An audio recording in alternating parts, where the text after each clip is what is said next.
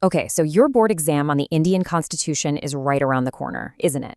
Well, you've come to the right place. This is your super fast, high-yield revision of the entire chapter. We're going to cut out all the fluff and give you just the facts, the dates, and the concepts you absolutely need to know to score those top marks. Look, I know time is short and the syllabus is long, but don't you worry. For the next few minutes, we're going to laser focus on what really, truly matters. We'll hit the key players, break down the core ideas, and then finish with a rapid-fire round of must-know facts. So get focused, and let's go nail this thing. First up, the foundational facts. Think of these as the guaranteed marks on your exam paper. All you have to do is remember them. So let's lock them in. Let's kick things off with the most fundamental date you've got to know. When was the Constituent Assembly formed? Burn this into your memory, 1946. This was the year it all started, the year the group tasked with writing the Constitution for an independent India was created. So who was actually in this assembly? Well, the elections for the 296 provincial seats were a game-changer. The Indian National Congress won a massive victory, grabbing 208 of those seats. And that's huge, because it meant the Congress Party's vision was going to be the main driving force behind the final document. Now here's a key phrase you'll want to remember. The assembly aimed to be a mirror of the nation. See, even though its members weren't elected by everybody, in fact, only about 10% of people could vote back then, a massive effort was made to represent all of India's incredible diversity.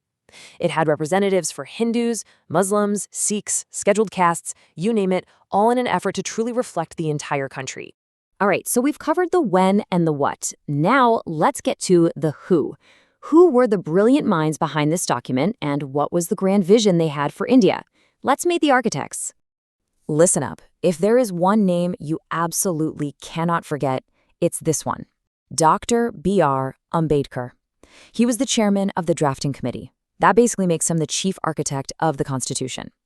His legal genius and his passionate commitment to social justice were absolutely vital in creating this document. So remember the name and the role. Dr. Ambedkar, chairman of the drafting committee. And what was the vision? Well, this quote just says it all, doesn't it? It's from Jawaharlal Nehru's famous Objectives Resolution, which basically laid out the Constitution's guiding philosophy. Just look at that phrase, all the 400 million people of India. The goal here wasn't just to write a rule book. It was to build a nation that belonged to every single person in it. Okay, now for a topic that can seem a little tricky, but trust me, it's a high-scoring one. Federalism. This is all about how power is shared between the central government and the states. Getting this right is key. The core concept, the big idea you need to grab onto, is dual polity. What does that mean? It means India has two main levels of government, the union, which is the center, and the states. And the crucial part is that both have their own sovereign powers in their own specific areas. The center can't just tell the states what to do all the time. The states have their own authority, protected by the Constitution itself.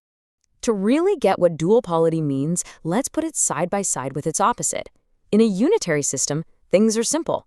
All the power is with the central government. It's the supreme boss. But in a federal system like India's, power is divided. Both the center and the states are sovereign in their own domains.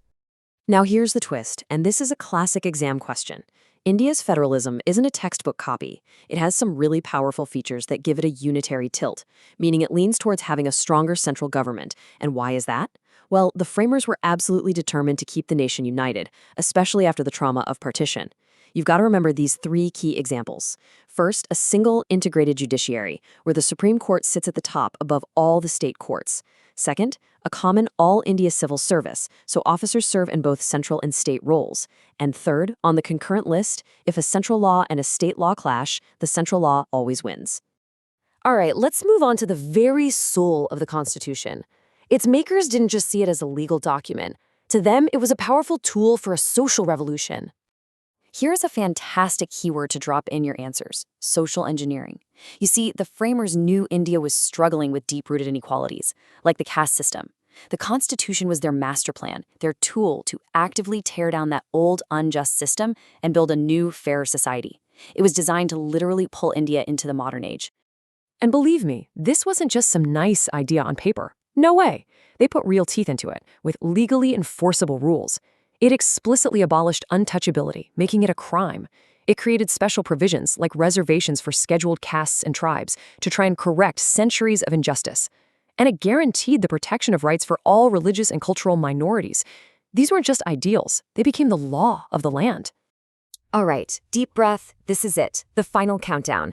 I'm about to rattle off the 10 most important, absolutely must-remember facts. This is your final check before you walk into that exam hall. You ready? Let's go.